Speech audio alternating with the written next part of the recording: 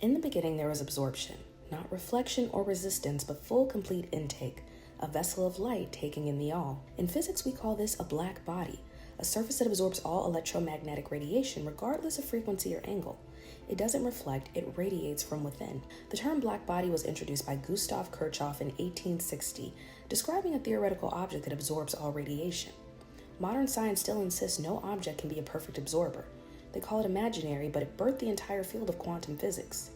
Max Planck, in trying to resolve the ultraviolet catastrophe, mathematically proved that this kind of body doesn't just absorb light, it emits quantized energy. Thus, the quantum age was born from a so-called imaginary black body. In gematria, black body, black womb, and the element radium all equal the cipher of 30.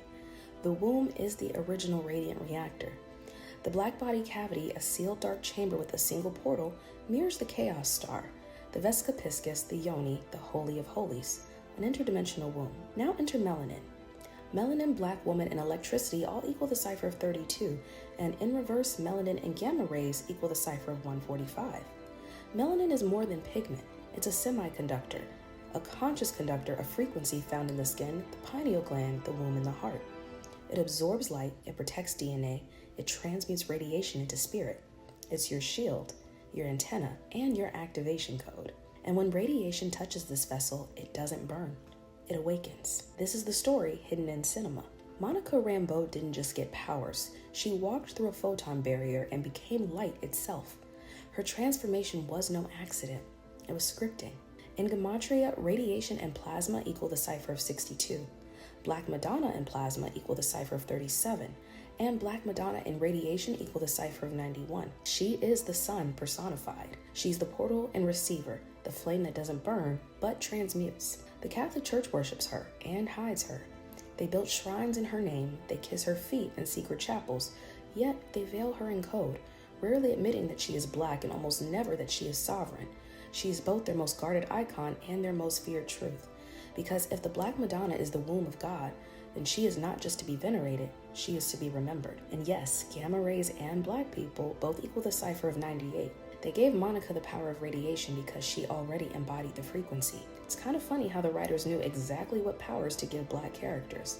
Not just invisibility or shape-shifting, but light, radiation, plasma, photons, the elemental forces of transmutation and resurrection. So what is plasma? Plasma is the fourth state of matter beyond solid, liquid, and gas, a supercharged field of free ions and electrons. It conducts electricity, responds to magnetism, and forms stars, auroras, and the veil between worlds. It is light made fluid. It is the state of transformation itself. Radiation transforms the form.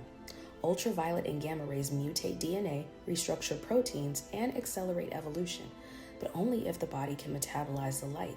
If it can't, it burns. If it can, it ascends. This is the real origin of the vampire myth.